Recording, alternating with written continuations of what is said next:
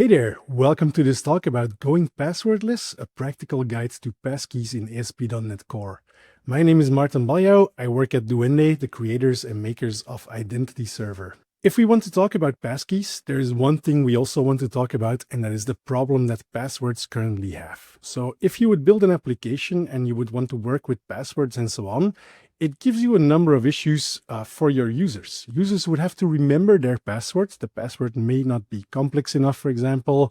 They might reuse it because they have to remember something, and passwords are difficult to remember and so on.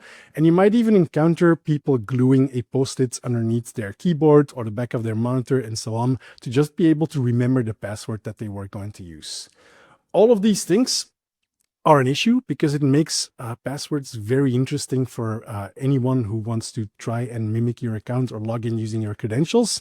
So this leads to phishing attacks where people try to exfiltrate your password and so on, because very often if that password can be reused on other accounts, people or attackers might be able to use the passwords or reuse it in different applications and so on. So it's really valuable to get access to all of those passwords.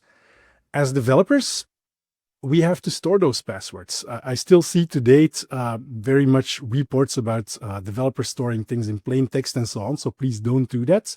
But even if you would salt and hash things into your database and make sure that everything is secure and according to the book, it's still interesting for anyone who wants to attack your service to get access to your database and get a list of all of the usernames and hashed and salted passwords that are in there, because capacity in data centers is so massive that it's very easy to just take a dictionary, go through all of those entries and resalt, rehash, and just see if you can actually sort of match the hashes and salts that are in there, and again try to reuse the accounts that are in your database. There's also JavaScript injection and other attack vectors that might not be great and that you want to avoid here with passwords. How can we solve that? Well, typically we as developers, we give some guidance to our non-techie friends and family, and we say, well, just remember a couple of different passwords and round robin them through every registration, every application that you are using, so that if something happens, there's only 1/5 or 1/10 of the amount of accounts and passwords that you are currently using. That would be interesting to any attacker there. So it reduces the blast radius a little bit. For our more technically inclined friends and family, we typically say, okay, use a password manager. And in that password manager, create a new account with a random password for every single account you create on the internet, which is great because the blast radius there becomes effectively one application. Ideally, we are not reusing passwords in this case. And if something is breached or phished or whatever, it's only applicable to that one application that you are using there. But still, if we look at the Have I Been Pwned and we look at the number of breached passwords and accounts that is on there, back in July, I took this screenshot and there were close to 15 billion accounts that were breached somewhere, phished somewhere, and in that database, which is a massive number. So clearly, even with that guidance, there's still a lot of breaches, a lot of passwords that circle around, and it might even still be valid for certain accounts that your users might be using. So passwords are not great. As an industry, we typically build things on top of other things and so on. And one of the things that we built is multi-factor authentication. We added another step in the authentication process where after logging in with a username and passwords, the user would have to log in with a one-time password sent to email or to a text message to their cell phone, or from an app, an authenticator app, to basically enter that code, enter that additional password to be able to log in. Great, definitely more secure, but the downside of those things is that you need some recovery mechanisms. You need to store backup keys, so if you lose your cell phone or that application, that you can still log in using one of those backup keys. If you use text messages or email, they're typically insecure. They're just sent over the internet and over the telephone network, and there's lots of things that can go wrong. And even in terms of usability, they're not great. My parents, for example, live in a region where connectivity on their cell phone is not fantastic, and it takes sometimes up to 30 minutes for one of those 2FA codes to arrive to their cell phone, which is crazy. And typically the code is no longer valid even when they try to use it to authenticate. So usability is also not great there. So what if we could get rid of passwords? What if we could fix this and could build something that is a passwordless solution where you don't have to bother about passwords, not as a user and also not as a developer? If you would build something like that, you can use existing public key crypto and signing. So typically, if you start thinking about, okay, how can we build a passwordless solution? It would look something like this. You would have your client, a browser, a native application or whatever. It would generate a private and public key pair. And the client would store the private key. It would upload the public key to the server. And basically, the server can then use the public key to validate anything that was signed, for example, with the private key from the client. This means that login becomes essentially signing on the client side and then validating the signature on the server side. So to illustrate that in a diagram, if you would have a client that says, I'm Maarten, it would sign something with a private key and essentially add a signature to that credential that is being sent to the server. That would be sent to the server. The server would then use the public key, validate the signature, and then indeed, if everything matches, it can say, oh, look, this is a perfectly valid credential. You can log in and you're logged in at that point. This is fantastic because it has the big benefit of the public key not being valuable to anyone who would attack the server side or try to phish you or whatever. Unless you would give the private key to someone, the public key is essentially worthless on its own. Now, there's still a couple of issues with that mechanism. First of all, phishing. If you would have your client and the client would send a ticket saying, okay, I'm Maarten with a valid signature to fake.com, a phishing website, that phishing website can then reuse that ticket and send it to my application or to a third-party application, example.com, the exact same ticket, and the server would think it's valid. So ideally, we want to have a mechanism where we also embed what is in the browser address bar, for example, as part of the ticket that we're using to authenticate as part of that credential. So what will happen is if you build a system like this, the client would essentially encrypt the challenge, I'm Maarten, for example, together with the fake.com URL that is in the address bar of the browser, and then sign all of that, send it to fake.com. Fake.com can then validate if they really want to validate as a phishing website what that credential is. But then if they would use that on example.com, example.com would also validate the signature. It would see that there's fake.com and not example.com, and the signature would not be valid, and you would have a phishing-resistant credential, basically. There's another problem. There's session replay and credential replay. If you have a client that sends those tickets to example.com and you use it to validate the login and so on, that's great. But if I would then reuse the same credential over and over again, the server would still think it's valid because yes, the I'm Maarten is there, the origin is there, so example.com, and the signature is there. Everything is valid, everything matches, and we could replay over and over again this login, which is not great. So to solve that, next to having the URL in the credential there, the server would, when you try to sign in, also send a challenge back to the client.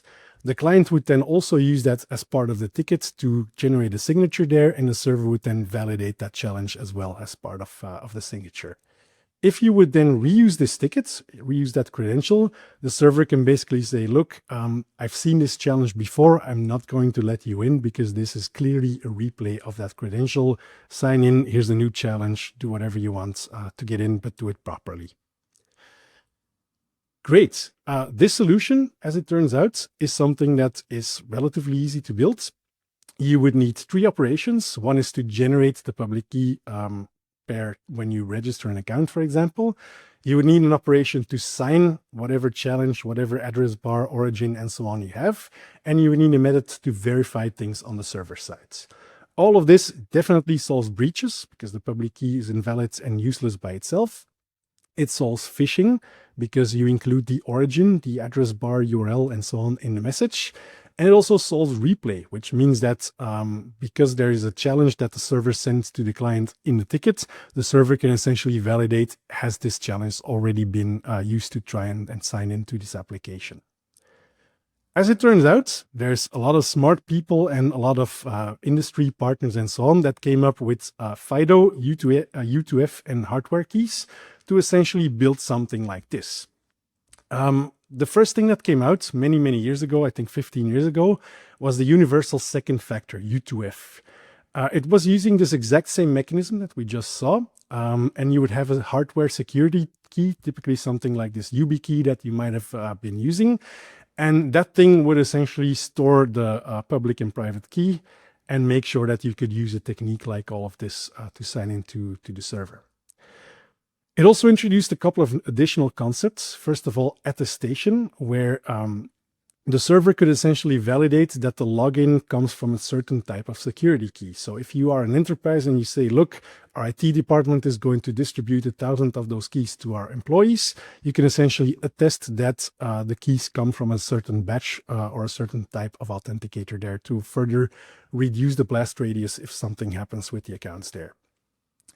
There's also the concept of user presence, where you would have to prove you are there by pushing a button on the hardware key and essentially making sure that you could not just plug it into a computer and keep signing in without user interaction. So user presence is required by actually pushing a physical button on the hardware key. There's also a signature counter. You don't have to use it, but it's in there, where both the key as well as the server would keep track of how many sign-ins you do. And if that number doesn't match when you try to sign in, you know that someone has tried to tamper or generate a key or generate a signature for a specific site that it wasn't supposed to. So you could basically detect that and deny login. These things are also stateless typically. So they derive a key from a main master key that is in the device as well. And that is just to work around the limited storage in the hardware, but does come with a downside where you would still require, for example, a username so that the server can give you the seed to generate the proper private key and public key and so on. An evolution of all of this was Passkeys and web authentication. I'm going to say web authentication because WebAuthn is something that is really hard to pronounce going forward. So web authentication. So Passkeys and web authentication would essentially take all of those things that we've seen so far, so public key, crypto, signing, all of that, as well as those universal second factor properties that are there, like attestation, user presence, and the signature counter, but also build a couple of things on top. Those things are, first of all, that the credentials are going to be stateful. So it's possible in Passkeys and web authentication to revoke one specific credential and not reset your entire hardware key, for example. By being stateful, it also means that you can do things like synchronizing the state of your credential that you have there. Maybe make sure that if you have multiple devices to log into, that you have a credential where the signature counter is incremented on all of those devices as well. Also gives you a number of options that you can give to sign in. So first of all, you can require user verification with a PIN code or biometrics. If you're using Windows Hello, for example, you could require Windows Hello to scan your face or get a fingerprint, or you have to enter your PIN code, things like that. There's options to require a platform or a cross-platform authenticator, which basically means, can I sign in with my Windows Hello, or do I still need one of those hardware keys? And you can also provide UI hints where you can basically influence how the pop-up shows up on your device to say, okay, log into this website, this is what you need, and all of that. In addition, there's also the concept of authenticators, which can be hardware and software authenticators. This is a really good thing because you can still use those hardware keys like Yubikey and so on, but you can also have software like Windows Hello, or on your Mac, for example, you can do the same thing, where the operating system or your browser or a password manager could essentially synchronize credentials with different devices so that it's easy to transport your passkeys from one device to another one and have everything in sync without requiring, for example, multiple Yubikeys that you just carry around to different devices that you might be using. All right, enough theory. Let's look at how passkeys work when you actually use them in an application. So I have Identity Server here, which is a Razor Pages application that we can use to sign in and so on. And I've modified it a little bit to also use those .NET 10 passkeys that we can use here. So if I want to log in, you will see that when I try to log in, my browser is already giving me auto-completion and say, look, you previously registered a passkey. I can click that one. I will be able to enter my fingerprint and I can log into the application there. So that was really easy. Another thing that is there is that when I try to log in, I can click a button, log in with a passkey as well, which gives a slightly different flow here. This one will actually iterate through all of the different authenticators that are available in my system. So if I would have a password manager, that would be the first one to pop up. If I have my browser, that would be the second one to pop up. And then lastly, the operating system authenticator is going to pop up and try to provide passkey support here. So clicking this button, I get the opportunity to use the passkey that I have in my Chrome profile. So again, I can use that one and use my fingerprint to sign in. Boom, I'm in. But the other really nice thing here is that if I go to my login and click that button again, you will see that I also have the option to use a different passkey. So if I use a different passkey, I can pick one from my phone, my tablet, or security key, for example. And when I do that, I will get a QR code, or I can still enter a hardware key as well. But if I scan that QR code with my phone, I'm actually doing that right now on my machine, you will see that it makes a connection with my computer. I can use my passkey that is on there, and I think I picked the wrong one, so this is not going to work. But you get the idea. I can use that passkey and log in. So indeed, I took the wrong one, so let's try that one more time. Use a different one, use one from my phone. Let's pick that one and then log in with that one. So what happens is that the browser has the infrastructure to communicate with my phone and so on. So now I sign in from my phone. This is not something that is in the passkey spec, but again, the benefit of not having just those hardware keys and having software keys means that software can do all kinds of tricks to be able to sign in, for example, on my phone, which is fantastic because if I use a public computer in a library or anywhere else, I can log in with my phone on a public computer that is not owned by me and that might not even be storing the passkeys that I want to use. All right, now that we've seen that, there's a couple of things that have happened behind the scenes there. First of all, we had a client, and when we try to sign in, when we open that login page, for example, or when we try to register a new passkey, the client will actually contact the server and say, okay, give me the passkey creation options. The server would then return a JSON document that contains those options. And those options are going to be, first of all, okay, I'm this server with this origin, this is my host name, and so on. It's going to include those options that we can communicate, like, for example, we require biometrics or things like that. And also going to include things like, okay, which crypto algorithms are supported if you want to reduce the number of crypto algorithms that can be used and so on. That JSON document is then going to be used by the client. The browser is going to call navigator.credentials.create or .get with that JSON to do the entire certificate dance and make sure that you have a signed credential. The authenticator, your operating system, the browser, password manager, your hardware key, will then return that credential to your client. The client will post it to the server to register or to log in. And if everything checks out server side, you're all set, you are logged in, or your new account is created. Keep this flow in mind because it definitely matters for the next demo that we are going to see. All right. Let's finally go into why you are here and why you are watching this talk. Let's talk about ASP.NET Core and Passkeys. If you want to implement Passkeys in .NET, good news, with .NET 10, we now have native Passkey support in .NET 10 and ASP.NET Identity. There's a couple of community options as well, if you want to explore those, and there's a couple of commercial options that you can look into as well. But for the remainder of this talk, let's talk about the .NET 10 Passkey support. First of all, I already created a project here, but if you want to get started from scratch with Passkeys, you can essentially create a new project from the command line, from Visual Studio, from Writer, basically where you say, look, I want to create a Blazor application. It's going to be Blazor server, and I want to use individual authentication. Why this template? Well, that is the only template currently that contains all of the building blocks to add Passkey support to your application. However, if you have an existing Razor Pages or MVC or other application where you want to start using Passkeys, Passkey support in .NET 10 is actually part of ASP.NET Identity, which means if you are already using that in those other UI frameworks for the web, then you can also bring that in by just basically adding the required components, porting them over from this Blazor web app templates. At the end of my talk, I will show you QR codes to a blog series that I did on Passkeys and so on. And in there, you will also find a link to a repo that I have where I'm adding Passkey support to an existing Razor Pages application, just in case you want to see how all of that works. But let's have a look. First of all, I'm going to run the application so you can see what it all looks like. Bring this one over to my current screen there. You will see that I will have to create a new account on this application. It's a new application, so I will have to register first. Let's do that with my new password here. Let's see if that works. Yes, it does. I can confirm my account and then I can log in. Again, using the exact same username and password that I created previously, and log in. In the authentication management pages, you will now find a new Passkeys menu entry there, where you can add a new passkey. And when you click that, again, it will loop through all of the authenticators that are available. I'll cancel the operating system and just say I want to store a new one in my browser's profile. Create a new passkey, use my fingerprints to make sure that it's signed and created and all of that. And then I can give my passkey a name in my application. So I'm going to just use my browser name and continue.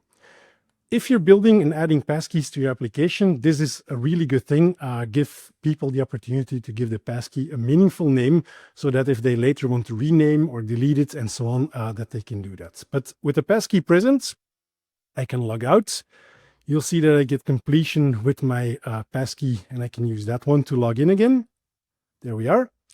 Or I can click this link, which is actually a button that says login with a passkey, and go in and again use my passkey to go in. All right, great.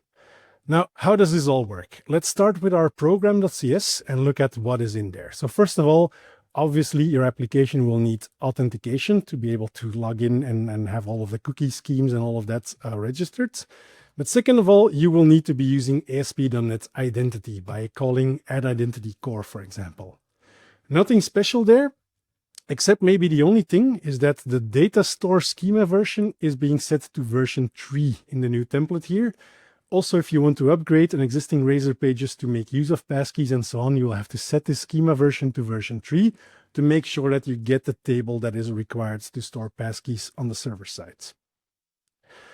Nothing passkey specific in here. However, if you want to, you can also configure some options by adding the identity passkey options to your DI container.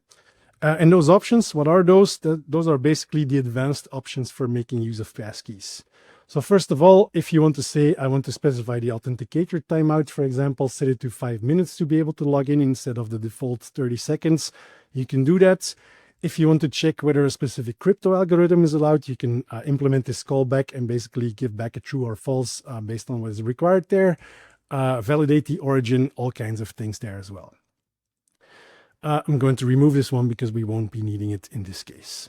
Next thing that is there is this map additional identity endpoints there. And that one does all of the logic in terms of using federation and performing external logins, for example. Logout is in there as well. But again, in this template, there's two new methods, the passkey creation options endpoint and the passkey request options endpoint. And these endpoints are the ones basically used in that schema of the flow that we had there, where the client reaches out to the server to give the options of, okay, which crypto algorithm is there that I should be using, what is the challenge that I need to be signing, and all of those things. Just to demonstrate, I'm going to place a breakpoint there so we can later on have a look at what this does.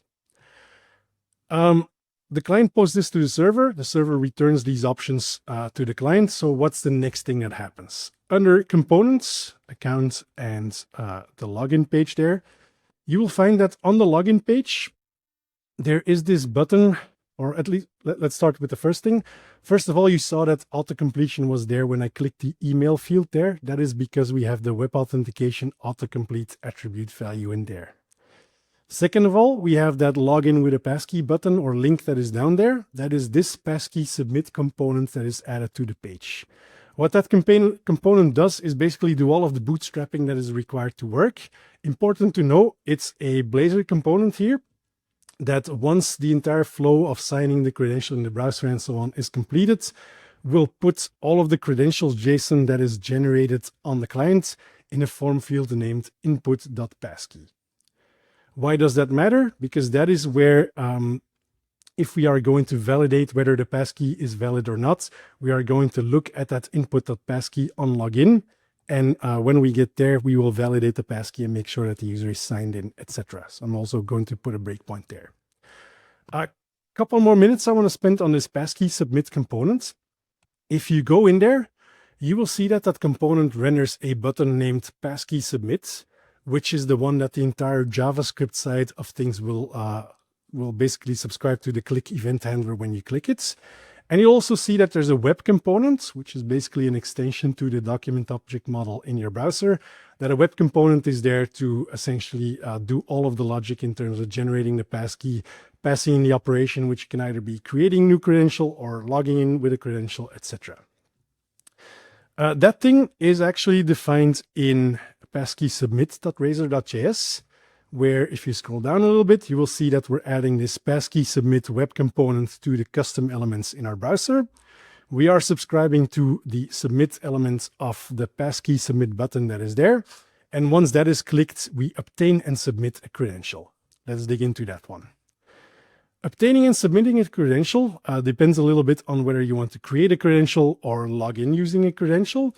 But essentially what will happen is that when this is clicked, we will go into, for example, request credential for logging in.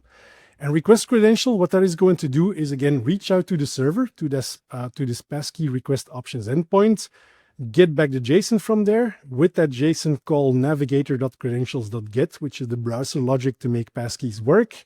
Pass that in, and once that completes, it will return from request credential.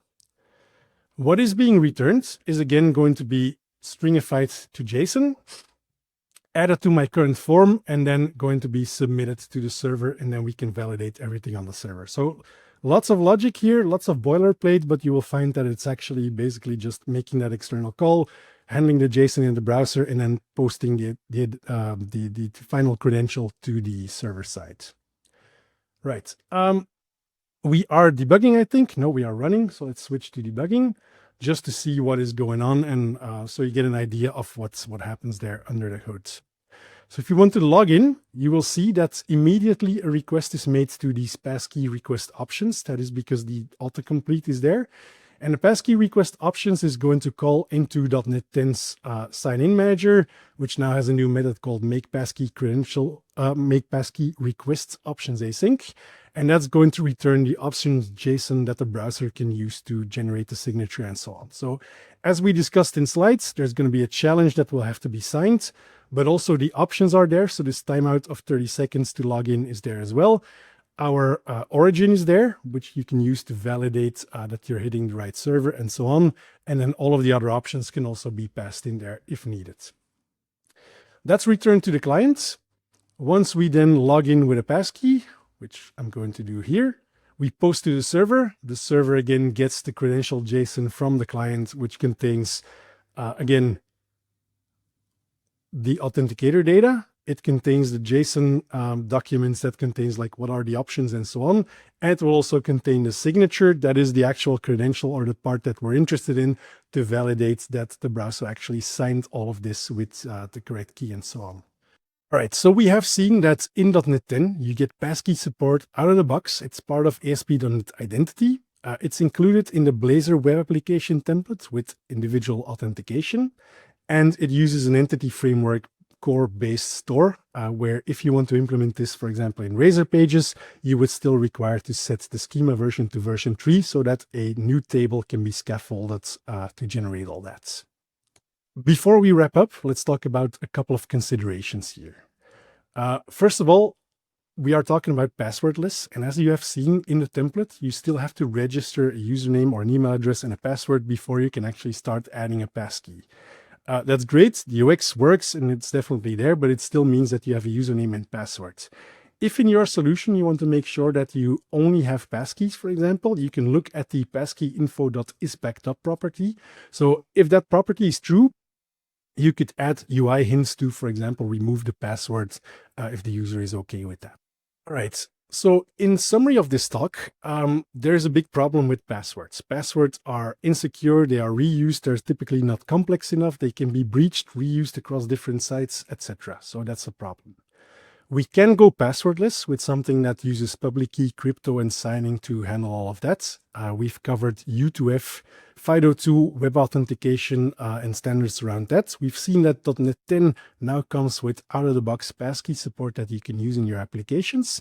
One thing we didn't cover in this talk, but that I urge you to explore after you finish watching this one, is the relying party ID and origin. I'll actually share a QR code at the end of the talk as well, where you can read more about, for example, using passkeys on different top-level domains or on different subdomains. There's a couple of additional considerations to be made there when you want to deploy passkeys into your applications. With that, thank you for joining. Definitely scan this QR codes. There's a long blog series that goes into way more depth than what we've been able to cover in this talk. I hope you enjoyed it. I hope you're going to try Passkey support in ASP.NET and .NET 10. And with that, thank you for watching and see you next time.